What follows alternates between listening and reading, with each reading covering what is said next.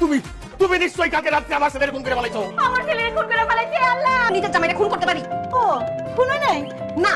তাহলে আমার ছেলে নাই মানে কি? নাই মানে হইতাছে আপনার ছেলের বাসায় নাই। আপনারা ব্যবসা কবে থেকে শুরু করছেন? আপনারা কবে থেকে ভিক্ষা করেন চাচা? আপনার পোলারে দেখি রাস্তার মোড়ে বসে ফকিরের লাগে ভিক্ষা করতেছে। আমি 2 টাকা দিছি। হায় আল্লাহ, আমার জামাই বলে ভিক্ষা করে। আপা তাড়াতাড়ি চলেন, আমার বান্ধবীকে দেখে ফেলি, মন সম্মান থাকবে না। চলো চলো। যাইতে যাইতে দিয়া যান আল্লাহ নবীর নাম, গরিবের সেবা কইরা যান আল্লাহ নবীর নাম। স্যার আমি তো ভিক্ষা করতেছি না, আমি আমার আব্বার সাহায্য করতেছি। তুই কেন আব্বা কইস? তুমি হইলো আমার আপন বাপ, আরে মৃত্যু পর্যন্ত বৃদ্ধ সে হইলো আমার পাতন বাপ। আমার পাতন বাপ বসে কালকে রাত্রি এখানেই ঘুমাইছি। 5 তলা বিল্ডিং এর এসি রুমে আমি সেই আরাম পাই না, তাই চিন্তা করছি আজকে থেকে আমি পাতন বাপ বসাতে থাকবো, এখানেই ঘুমাবো। তুই কেন ফুটপাতে থাকবি? একটা ফকিরের সাথে তোর বাবার এত বড় একটা পাঁচতলা বাড়ি থাকতে? পরের জায়গা পরের জমি ঘর বানায়া আব্বাই রয়, আব্বাই তো সেই ঘরের মালিক নয়। তোমার এইসব আধ্যাত্মিক কথাবার্তা বাদ দাও। এইসব ফকির মিস্ত্রির সাথে ভিক্ষা করা বাদে বাসায় চলে আসো।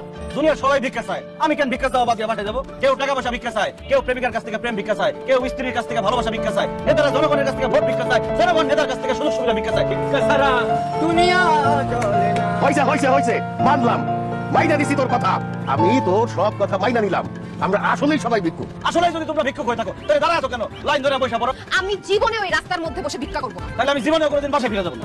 আধা ঘন্টা ভিক্ষা কইরা সারা জীবনের মান সম্মানটা তো বাঁচাই। যাইতে যাইতে দিয়া যান আল্লাহ নবীজির নাম, গরিবের সেবা কইরা যান আল্লাহ নবীজির নাম।